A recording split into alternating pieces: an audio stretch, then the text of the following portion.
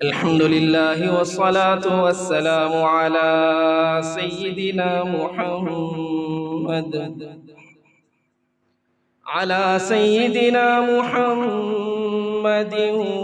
व अला आलिहि व अस्हाबिहि अजमईन। अम्मा बादु फ़अऊज़ु बिल्लाहि मिनश शैतानिर रजीम। बिस्मिल्लाहिर रहमानिर रहीम। या अय्युहल्लज़ीना आमनू तूबू इलल्लाहि तौबतन नसूहा। वक़ाल नबी सल्लल्लाहु अलैहि वसल्लम अत्ताइबु मिनज़्ज़ंबि कमन ला ज़ंब लहु। सदक़ल्लाहुल अज़ीम व सदक़ रसूलुहुन नबियुल करीम व नहनु अला ज़ालिका लमिनश शाहिदीन वश्शाकिरीन वल्हम्दुलिल्लाहि रब्बिल आलमीन।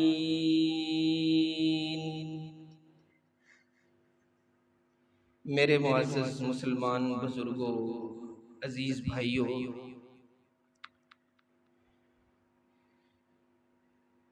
रमज़ानुल मुबारक की बरकत से अहले ईमान में आमाल के एहतिमाम का एक माहौल बन जाता है। गया गुजरा मुसलमान भी मस्जिद का रुख कर लेता है, तहज्जुद की तौफीक मिलने लगती है, नवाफिल की कसरत होना शुरू हो जाती है। किसी न किसी दर्जे में मुसलमानों के मुआशरे में दिखाई देता है कि कुछ तब्दीली आई है। अब रमजान का आखिर है, 2 नहीं तो 3 दिन रमजान खत्म हो जाएगा और अल्लाह की तरफ से ये जो एक गोल्डन चांस मिला हुआ था हम जैसे कमजोरों को, फिर से एक दफा उसका सिलसिला 11 माह के फर्क पर चला जाएगा। रमजान आमाल के अंदर लगने में आसानी पैदा कर देता है। अब अगले 11 माह जो आ रहे हैं, उन 11 माह में भी मेरी जिंदगी यूं ही अल्लाह ताला के अहकामात के पूरा करने में गुजर जाए। मैं इसी तरह अपने नबी का वफादार उम्मती बना रहूं, उसके लिए मुझे कुछ करना पड़ेगा। हर चीज की तासीर होती है, उस असर से आदमी आगे चल रहा होता है। तो रमजान में जिन आमाल में हम लगे, रोजे रखे, तरावीह पढ़ी, कुरान पाक की तिलावत का मामूल बना, अल्हम्दुलिल्लाह खुशी होती है सुनकर देखकर कि घरों में औरतें बावजूद ये के काम काज में लगी रहती हैं और घर के मामलात को निपटाती हैं, बच्चों की परवरिश के मामलात उनके जिम्मा होते हैं। इसके बावजूद कई कई पारे दिन में पढ़ने का मामूल होता है। भाई छोटे छोटे बच्चे बड़े ज़ौक़ और शौक़ से कुरान पढ़ने में लगे हुए होते हैं। तस्बीहात नजर आती हैं हाथों में कि अल्लाह के पाक नामों का जिक्र हो रहा है। अब ये जो आमाल हमने किए, इन आमाल का असर मेरी जिंदगी में आइंदा 11 महीने बाकी रहे। देखें, अमल असर से खाली नहीं होता, नेकी हो तब, गुनाह हो तब, वो असर जरूर रखता है। हाथ पर बर्फ की डलिया रख दें तो ठंडक महसूस होती है, इसमें कोई दूसरी राय नहीं। और अगर दहकता हुआ अंगारा, कोयला जल रहा है, उसे किसी हाथ पर रखें तो क्या ख्याल है, तपिश महसूस होती कि नहीं होती? अब हमें कोई कहे मौली साहब तरक्की बहुत हो गई है, अब वो जमाना नहीं रहा, पुराने जमाने की बातें करते हैं। अब तो साइंस ने, मेडिकल ने बहुत तरक्की कर ली है, इसलिए अब आज के दौर में अगर कोई अंगारा भी हाथ पे रखे ना तो बर्फ का मजा आता है, ठंडक महसूस होती है। क्या ख्याल है, जहन मानेगा इस बात को? कभी भी नहीं मानेगा भाई।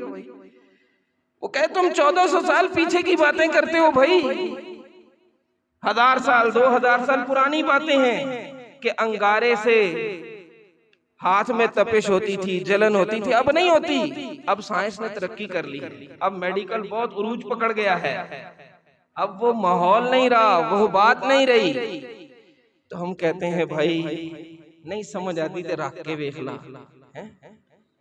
अगर ऐसे समझ नहीं आती तो रख कर देख लो, लग पता जाएगा।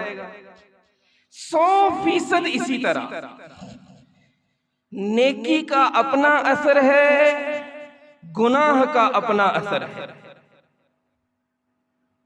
अब यहां भी कोई मुझे समझाए, और मौली साहब पुराने जमाने दी गल्लां कर दे हो, 1400 साल पहले की बातें हैं, अब माहौल वैसा थोड़ी है, अब तो हर चीज माशरे में रच बस गई है। क्या गुनाह, किन गुनाहों की बातें करते हो तुम? सभी तो कर रहे हैं, सब हाथों पे अंगारा रखे बैठे हो तब भी अंगारा जलाता है, जलन महसूस होती है, तपिश नहीं छोड़ता वो अंगारा।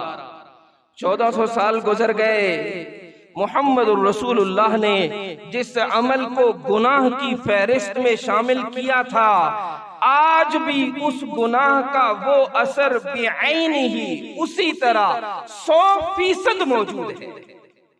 हाँ, फर्क एक और चीज में आता है। अब गुनाह का असर क्या है?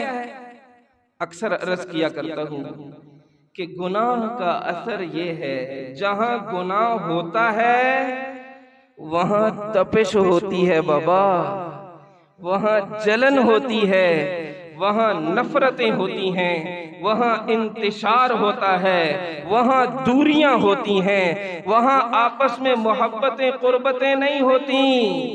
देखने में 5 भाई हैं, एक नहीं होते भाई। गुनाह की नहूसत है, गुनाह का असर है, और नेकी का भी असर है। जहां नेकी आती है वहां सुकून आता है, जहां नेकी आती है वहां मोहब्बत आती है, जहां नेकी आती है वहां उल्फतें आती हैं, जहां नेकी आती है वहां चैन आता है, वहां आराम आता है, वहां आपस में मिलजुल कर रहना ये नसीब होता है। अच्छा, अब कोई कहे कि भाई फलां को तो मैं देखता हूं बड़े गुनाह करता है फिर भी बड़े सुकून में है। मेरी नजर का धोखा है, मेरी नजर का।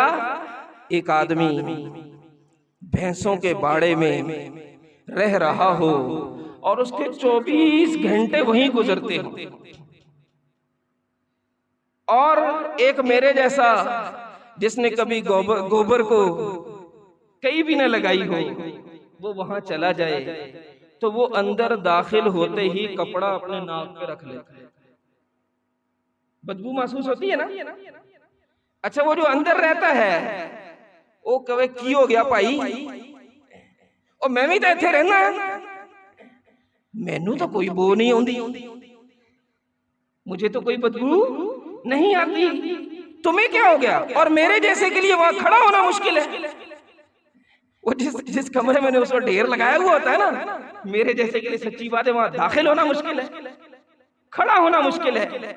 और मुझे वो बदबू का एहसास बेचैन कर रहा है, तकलीफ दे रहा है, ईजा पहुंच रही है मुझे उससे।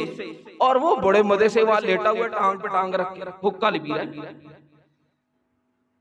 अब कोई कहे कि ओनू तो नहीं आउंदी, तेनू क्यों आउंदी है, तो हम कहेंगे, और बिल इत्तेफाक शऊर वाले लोग बैठे हैं, समझ अकल अल्लाह ने दी है, बिल इत्तेफाक सबकी जुबान पर एक ही जुमला होगा, इसकी हिस्स मर गई है बाबा, इसकी हिस्स मर गई है। बाजू सलामत हो ना, ठीक हो, तो सुई का नाका चुभे तो एकदम हिलता है कि नहीं? कांटा चुभे, रास्ते में जा रहे हो और कहीं नीचे कील पड़ा हुआ हो, ये कांटा पड़ा हुआ और वो पांव की छोटी उंगली में हल्का सा चुभे,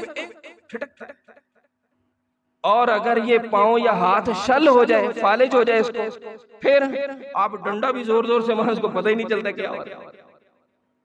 आप कहेंगे हिस्स मर गई है।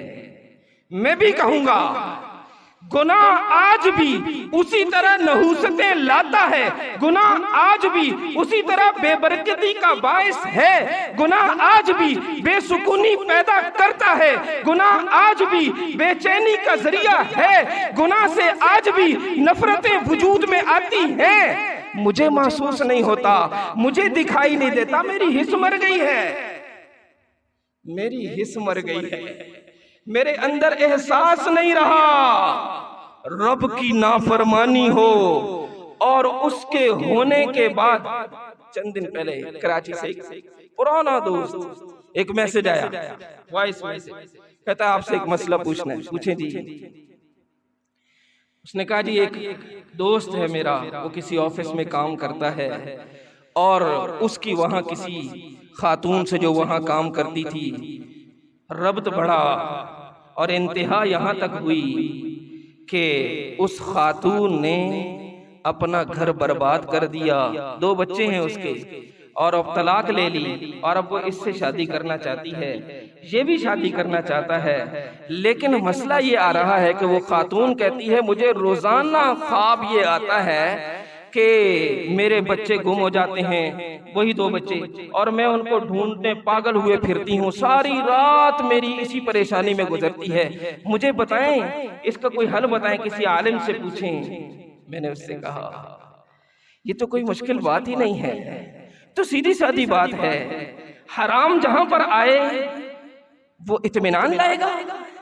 अरे भाई हराम जहां पर हो, उसने अपने शौहर के हक में, अल्लाह के हक में, अल्लाह के नबी की शरीयत के हक में बगावत की है, वो हराम की मुर्तकिब हुई है, उसने अपने बच्चों के हक को नहीं पाया। वो माँ थी, उसे माँ बनकर जीना चाहिए था, उसने अपने दिल में हराम को जगह दी, हराम ताल्लुक पाला, वो हराम ताल्लुक उसे सुकून से रहने देगा? मैंने कहा ये तो ख्वाब है, ये जागती जिंदगी में यूं चीखेगी। इसे कहो अब भी मौका है, इसे कहो अब भी मौका है, अब भी इस गुनाह को धो लो, रब के सामने रो लो, रूठा रब मना लो, फिर से अल्लाह के हो जाओ, हराम को हराम समझो, गुनाह को गुनाह समझो, नाफरमानी को नाफरमानी समझो। हिस्स के मर जाने से, अब बाजू के शल हो जाने से गुनाह का असर नहीं मिटा करता, वो बेसुकूनी लाया करता है, वो बेचैनी पैदा किया करता है, वो जिंदगी का सुकून छीन लिया करता है।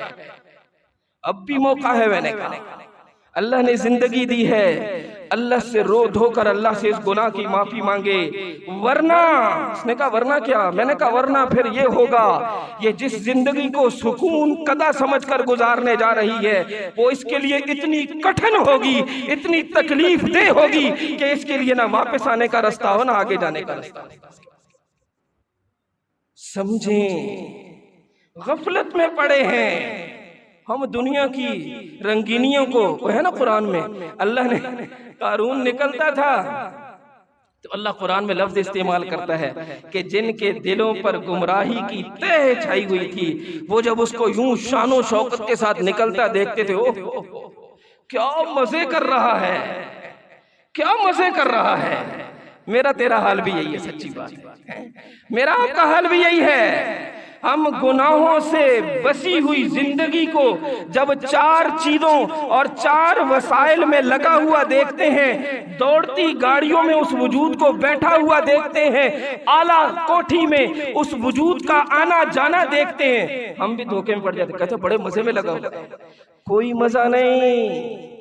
खुदा की कसम खाकर फिर उसी बात को दोहरा देता हूँ, सिर्फ समझने के लिए। अल्लाह करे रमजान की इन मुकद्दस घड़ियों में ये बात मुझे समझ आ जाए। गुनाह जिंदगी में आता है बेचैनी लाता, नेकी जिंदगी में आती है सुकून आता है। इसलिए रमजान गुजर रहा है, तकरीबन गुजर चुका है। मैंने जिन आमाल का एहतिमाम किया, जिन गुनाहों से बचने की कोशिश की, यहाँ एक बात को और जरा एहतिमाम से समझ लूं कि मैं जिन गुनाहों का आदी था उनमें से कितने छोड़ चुका हूँ, कितने अब भी मेरी जिंदगी में लगे बंदे चल रहे हैं, कहाँ कहाँ मैं अब अल्लाह का नाफरमान हूँ, किन किन मौकों पर मैं अपने नबी की शरीयत के हुक्म को तोड़ रहा हूँ, किन किन मौकों पर मैं अल्लाह ताला के अहकामात का बागी अब भी बनकर खड़ा हूँ। मौका थोड़ा रह गया है, दिन थोड़े रह गए हैं, रातें थोड़ी रह गई हैं, सुलह का मौका थोड़ा रह गया है। इस गोल्डन चांस से फायदा उठाने के लिए मेरे पास वक्त बहुत कम है। अब देर ना हो भाई, अब सच्ची तौबा के लिए कदम उठ जाना चाहिए। अब सच्ची तौबा के लिए अपने आप को पेश करने में देर नहीं लगानी चाहिए। मत कान धरिए इन बाहर फैली हुई गुफ्तगुओं पर, मत कान धरिए इन बाहर के झूठे दिलासों पर जो ये कहते हैं चलते रहे गुनाह भी, होती रहे नेकियां भी, इससे भी तुम अल्लाह के फरमाबरदारों की सब में खड़े रहोगे। नहीं होगा। झूठ कहते हैं, गलत कहते हैं, गलत दिलासा देते हैं। अल्लाह का नाफरमान चाहे हजारों नेकियां करे, वो नेकियों की बरकत नहीं पा सकता है। इसलिए हमारे हजरत के पास लोग आते थे और हम भी अपने हजरत का जुमला पूरे यकीन से नकल करते हैं। लोग कहते थे 27वीं रात है, फलाना मौका है, फलानी रात है, फलाना वक्त है, कोई वजीफा बताइए, कोई वजीफा बताइए। हजरत एक ही जुमला इरशाद फरमाते थे, फरमाया वजीफा ये है कि अल्लाह को नाराज करना छोड़ो। वजीफा ये है अल्लाह के हुक्म अदूली छोड़ दो, अल्लाह को नाफरमानियां छोड़ दो। ये सबसे बड़ा वजीफा है। मैं कसम खाऊं तो झूठा नहीं हूं। आप तहज्जुद न पढ़ें, आप इशराक न पढ़ें, आप रमजान के बाद नफली रोजे न रखें, आप नफल सदाकात का एहतिमाम न करें, आप नफली हज और उम्रों का एहतिमाम न करें, आपकी जिंदगी में गुनाह न हो, फराइज पूरे हो रहे हों, फराइज का एहतिमाम हो रहा हो और आपकी जिंदगी गुनाहों से पाक हो जाए, मेरी जिंदगी गुनाहों से पाक हो जाए, कसम खुदा की ये अल्लाह का वली है, कसम खुदा की ये अल्लाह का वली है। इसलिए जिस बात को रमजान की इन मुकद्दस घड़ियों में सबसे ज्यादा समझने की जरूरत है वो यही है, गुनाह मेरी जिंदगी में बाकी न रहे, अल्लाह की नाफरमानी से मेरी जिंदगी खाली हो जाए, मेरी आंख अल्लाह की बागी ना हो, मेरी जुबान झूठ की आदी ना हो, मेरे कान अल्लाह की बगावत के बोल सुनने के आदी ना हो, मेरा दिल और दिमाग अल्लाह के खिलाफ किसी हराम को अपने अंदर जगह ना दे रहा हो, मेरी कमाई के मैदान में कोई ऐसा टका मेरी तरफ ना आ रहा हो जो अल्लाह की नाराजगी की शक्ल से आता है। मैं खर्च करने जा रहा हूं, कहीं ऐसा खर्च ना कर दूं जिससे अल्लाह नाराज होता है। मेरे सुबह शाम मेरा चलना फिरना, मेरा उठना बैठना, मेरे तिजारत और मामलात, कहीं भी किसी भी शोबे में किसी भी मौके पे मेरा अल्लाह मुझसे नाराज ना हो।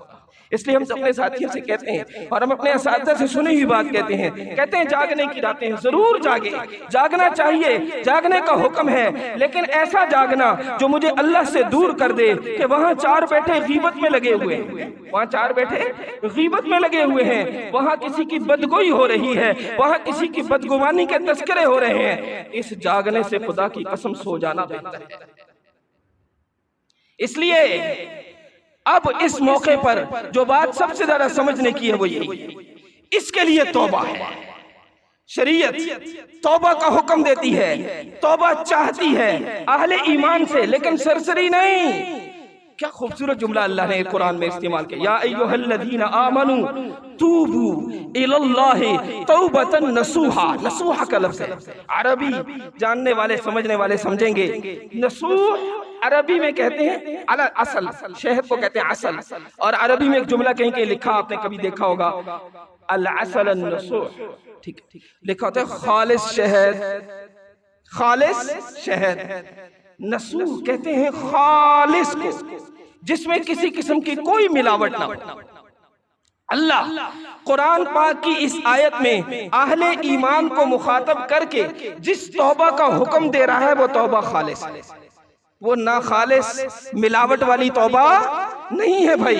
अल्लाह कह रहा है ईमान वालो, या अय्युहल्लज़ीना आमनू, ए ईमान वालो, तूबू इलल्लाहि। बहुत अहम मौका है तुम्हारे पास, रमजान की मुकद्दस घड़ियां हैं, दिन और रात बड़े मुबारक गुजर रहे हैं, बहुत अहम चांस है तुम्हारे पास। तूबू इलल्लाह, तौबा करो अल्लाह की तरफ। लेकिन कैसी तौबा? तौबतन नसूहा, खालिस, साफ सुथरी, बगैर मिलावट के, बगैर किसी किस्म की रियाकारी के, बगैर किसी किस्म के दिखलावे और शोहरत के जज्बात के, बगैर किसी किस्म के गुनाहों के साथ आमेजिश के, साफ सुथरी तौबा करो। इसलिए हमारे हजरत फरमाते थे गुनाहगारों की भी किस्में होती हैं। एक गुनाहगार वो होता है कि गुनाह कर रहा होता है और गुनाह को गुनाह नहीं समझ रहा होता। गुनाह कर रहा होता है और गुनाह को गुनाह एकदम नहीं होता। एक हदीस में आता है कि अल्लाह के नबी सल्लल्लाहु अलैहि वसल्लम ने फरमाया, इज़ा अज़नबा रजुलुन कानत नुक्ततन सौदाअन फी क़ल्बी, आदमी जब गुनाह करता है और तो वो गुनाह एक स्याह काले नुक्ते की शक्ल में उसके दिल पर लग जाता है, अगर वो सच्ची तौबा कर लेता है अल्लाह उसके दिल को साफ कर देता है। लेकिन अगर वो तौबा नहीं करता, एक दफा आंख से बेहयाई की, एक नुक्ता लगा, दूसरी दफा की दूसरा, तीसरी दफा की तीसरा, चौथी दफा की, करते करते करते करते फरमाया एक मौका वो आता है जिसको कुरान कहता है कल्ला, सुनो, बल राना अला कुलूबिहिम, अल्लाह ने इसका दिल से कर दिया है, अल्लाह ने इनके दिल पे मुहर लगा दी है। एक वक्त आता है वो नुक्ते लगते लगते इसका दिल बिल्कुल काला हो जाता है और हदीस कहती है, अल्लाह के नबी कहते हैं, अब इस दिल में खैर की कोई शक्ल बाकी नहीं रहती। ये गुमराही की वो सीढ़ी है कि इस सीढ़ी से बसा औकात वापसी मुश्किल हो जाती है। इसलिए गुनाह करने वाला अगर गुनाह को गुनाह नहीं समझ रहा तो वो भी उसके गुनाहों की नहुसत है। देखे ना, अभी मैं आ रहा था और बाज़ाहिर मुसलमानों का मोहल्ला है कि सिगरेट हाथ में पकड़ी हुई है और मोटरसाइकिल पर जा रहा है और कश लगाए जा रहा है। जुर्रत देखें आप जुर्रत देखें, आप अल्लाह के हुक्म के सामने इसका डटना देखें। किस कदर अफसोस की बात है, कैसा दुख का मकाम है कि ये गुनाह कर रहा है और ढिठाई से कर रहा है, गुनाह कर रहा है और ढिठाई से कर रहा है, रब को ललकार रहा है और ढिठाई से ललकार रहा है। ये वो लेवल है कि यहां से वापसी बसा औकात मुश्किल हो जाती है। फिर ये मरते वक्त ईमान वालों की फहरिस्त में नहीं खड़ा होता। मैं खामखा झूठी तसल्लियां देने का आदी नहीं हूं कि मैं यूं कहूं नहीं यूं हो जाएगा, नहीं, कुछ भी नहीं होगा भाई। मैं क्यों कहूं हो जाएगा, जहां अल्लाह का नबी कहे नहीं होगा, मैं कैसे कह सकता हूं कि हो जाएगा। मैं झूठी तसल्लियां नहीं देता, यूं जुर्रत के साथ अल्लाह का हुक्म तोड़ने वाले, अल्लाह के बागी, अल्लाह के नबी की शरीयत का मजाक उड़ाने वाले ईमान की सलामती की उम्मीदें न रखे, फिर छिन जाएगा ईमान। युस्बिहु मुमिनन व युमसी काफिरन, ऐसे ही लोगों के लिए है जो गुनाहों पर यूं जुर्रतमंद होते हैं, जो अल्लाह की नाफरमानी यूं डंके की चोट कर रहे होते हैं, जो अल्लाह को नाराज करना बरमला कर रहे होते हैं, फिर ईमान नहीं रहता भाई। ये हो जाएगा कि मरकर मुसलमानों के कब्रिस्तान में दफन हो जाए, इससे मैं इनकारी नहीं हूं, लेकिन कल को उठकर मुसलमानों में खड़ा हो जाए, ये नहीं हो। इसलिए पहली किस्म गुनाहगारों की जो गुनाह करते हैं और फिर गुनाह को गुनाह भी नहीं समझते, रास्ता इनके लिए भी तौबा है, लेकिन गुनाह को गुनाह समझ। देखें भाई, गुनाह गुनाह होता है, पहले भी अर्ज किया, चाहे मैं मानूं या ना मानूं, मेरा मुआशरा माने या ना माने, सारा मुआशरा बेपर्दा हो जाए, हर जगह नौजवान बच्ची बेपर्दा घूमना शुरू हो जाए, अच्छे खासे तहज्जुद गुजार नमाजियों की बच्चियां और बीवियां भी बेपर्दा बाहर निकल आए, तो क्या पर्दा हलाल हो जाएगा? नहीं होगा भाई, हराम है। और उस हराम की नहूसत इसी तरह उसकी जिंदगी पे पड़ेगी, जिस तरह शराब पीना हराम है, जिस तरह सूद खाना हराम है, जिस तरह जिना करना हराम है। मामूली ना समझा जाए। गीबत मेरे करने से मैं आलिम हूं और मैं कहूं जो मैं तो मौलवी साहब हूं, मेरे करने से गीबत हलाल ना भाई। गीबत मैं करूंगा, गीबत मेरा तालिब इल्म करेगा, गीबत मेरी मस्जिद का नमाजी करेगा, गीबत तहज्जुद गुजार करेगा, गीबत हाजी साहब करेंगे, गीबत उम्रे हर साल उम्रे करने वाला करेगा।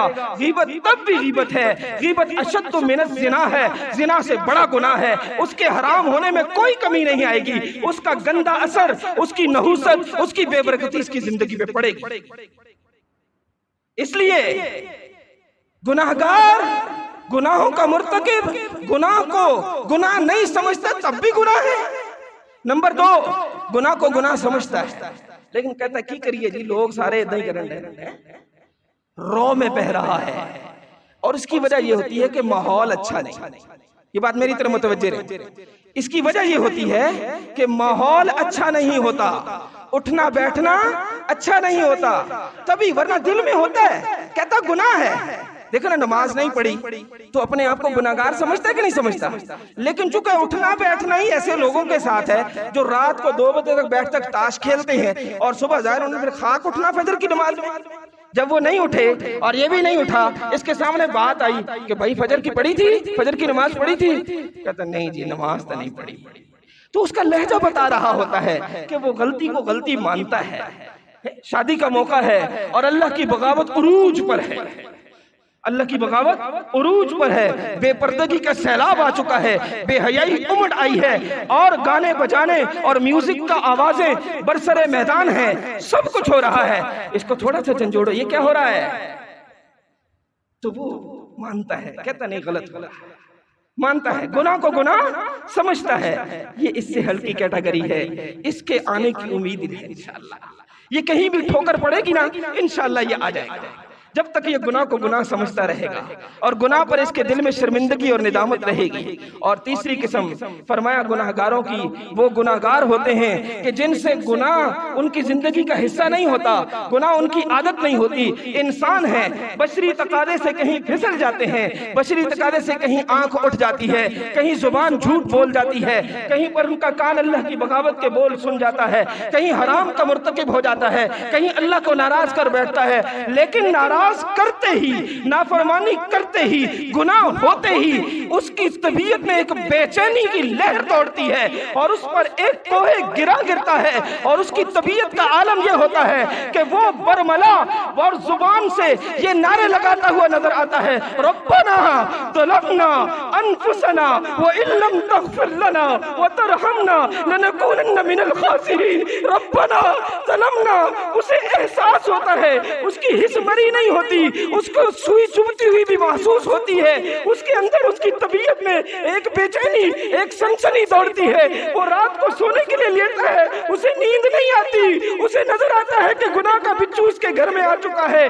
सांप डस लेगा, इस गुनाह से इस पर नहूसत बरसेगी। वो अल्लाह का नाफरमान बनने के बाद 1 मिनट के लिए भी उस नाफरमानी पर जमने के लिए तैयार नहीं है। वो आदम अलैहिस्सलाम का हलाली बेटा है, वो रब्बना ज़लमना का नारा लगाता है, वो आदम अलैहिस्सलाम का हलाली बेटा है। वो उस वक्त तक चैन से नहीं बैठा है जब तक उसने रो धोकर अपने रब को बना नहीं लिया है। ये है इंसान कहलाने का लायक कि गुनाह हो जाता है, माशरा भरा पड़ा बेहयाई से, फिसल गई इसकी भी आंख, माशरा भरा पड़ा झूठ बोलकर कारोबार करने से, फिसल गई इसकी भी जुबान, गलती इससे भी हो गई। लेकिन गलती होने के बाद ये गलती पर डटा नहीं, इसने गलती के ठीक होने की दलीलें नहीं दी, इसने उसके जवाब के रास्ते तलाश नहीं किए, बल्कि इसको एहसास हुआ और इसने रब को मनाने के लिए अपने आप को पेश कर दिया। अब तौबा है, इसलिए कि तौबा की शर्त ही यही है। हुजूर से पूछा गया, या रसूल अल्लाह मत तौबा, तौबा क्या है? आपने फरमाया अन्नदामा, तौबा नदामत का नाम है, तौबा शर्मिंदगी का नाम है, तौबा एहसासे जुर्म के बेदार हो जाने का नाम है। समझ आने चाहिए, तौबा एहसासे जुर्म के बेदार होने का नाम है। इसलिए वो पहली दो कैटेगरी, जहां गुनाह करने वाला गुनाह को गुनाह ही नहीं समझ रहा, वो तो वैसे ही खतरे में है। उसके बारे में तो बहुत ज्यादा खतरे की बात है कि ये ऐसे मौके पर पकड़ में आएगा कि जिस मौके पर फिर इसको तौबा करने की तौफीक भी नहीं मिलेगी। और दूसरी किस्म का गुनाहगार जो गुनाह को गुनाह तो समझता है लेकिन हीले बहाने करता है और बरादरी का जोर बतलाता है, माशरे के सामने बेबस नजर आता है, लेकिन गुनाह को गुनाह समझता है। अल्लाह की रात से इसकी उम्मीद है किसी मौके पर कहीं ठोकर लगे, अच्छा माहौल मिले, कहीं सोहबत अच्छी हो जाए, ताल्लुक अच्छा हो जाए, अच्छों के साथ उसमें बैठने की तौफीक मिल जाए, कहीं उलमा सुलहा औलिया के पास इसका आना जाना हो जाए। इंशाअल्लाह इसके अंदर ये ताकत पैदा हो जाएगी कि ये माशरे में फैले हुए गुनाहों के सामने डट के खड़ा हो जाएगा इंशाअल्लाह और अपनी जिंदगी को उनसे पाक कर जाएगा। और तीसरी किस्म जो वाकयातन इंसान कहलाने के लायक है कि गुनाह हो जाए, गुनाह पे डटे ना भाई, गुनाह हो जाए, गुनाह पे डटे ना। इसलिए भाई वक्त थोड़ा है, 25 मिनट वक्त थोड़ा है, मैं आपसे आखिरी बात खुलासतन अर्ज कर देता हूं कि इसलिए इस मौके का सबसे अहम काम वो अपनी गुज़िश्ता जिंदगी पर सच्ची तौबा है। और तन्हाइयों में मैं आपसे कहलवा दूं, या अल्लाह मेरी तौबा, या अल्लाह मेरी तौबा। अल्लाह को पसंद आ जाए अल्लाह माफ भी कर देगा, लेकिन मेरा तन्हाई में बैठकर अपने रब के सामने अपनी गुज़िश्ता जिंदगी पर, अपने गुनाहों नाफरमानियों पर, अपने जराइम पर एक मक्खी के बराबर आंसू का बहा देना इंशाअल्लाह मेरी पिछली सारी जिंदगी को धो डालेगा। इसकी नियत करें भाई, हम सब सच्ची तौबा करेंगे इंशाअल्लाह। हम अपने अल्लाह से सुलह के लिए अपने आप को सच्चे तौर पर पेश करेंगे, कोई कंप्रोमाइज नहीं, कोई कंप्रोमाइज नहीं कि शैतान भी राजी रहे और रहमान को भी राजी करने की कोशिश करूं, इससे नहीं होगा भाई। इसलिए अगली बात, तौबा हो जाए, अमाल का एहतिमाम हो रहा है, तौबा पक्की हो जाए, पिछला मामला साफ हो जाए, पिछला खाता खाली हो जाए। अब आगे करने का काम क्या है? 11 महीने आगे आ रहे हैं, वो रमजान जैसे नहीं है, उनमें हमें रमजान जैसा माहौल नहीं मिलेगा, उनमें हमारे लिए नेकी करना ऐसा आसान नहीं होगा जैसा आज है। वहां यूं अल्लाह की तरफ बुलाने का समय, वो शैतान भी कैद नहीं होंगे, वो भी सारे झूठ के आ जाएंगे। अब करना क्या है? कैसे बचाऊं अपने आप को, अपनी रमजान की मेहनत को? जैसे मैंने अर्ज किया ना कि नेकी के असर को कैसे बचा लूं। ये जो नेकियों की बरकत से मुझे तकवा की कोई दौलत मिलती हुई नजर आ रही है, कुछ मेरी झोली भरी है, इस झोली से मेरे अगले 11 महीने कैसे आफियत से गुजर जाएं, उसके लिए अच्छी सोहबत है, अच्छा ताल्लुक है। या अय्युहल्लज़ीना आमनू कूनू मअस-सादिकीन, कुरान है भाई। अल्लाह कह रहा है ईमान वालों सच्चों के साथ हो जाओ।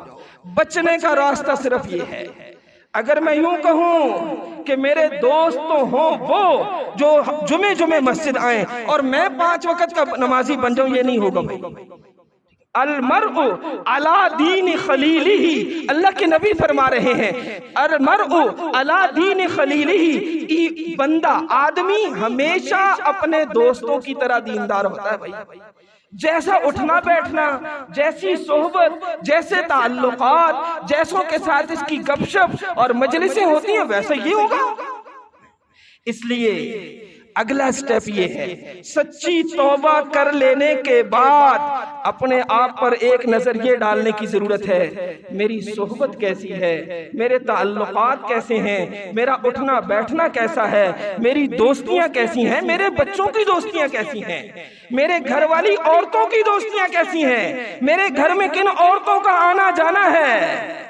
इसलिए इस पर मुतमईन ना रहा जाए।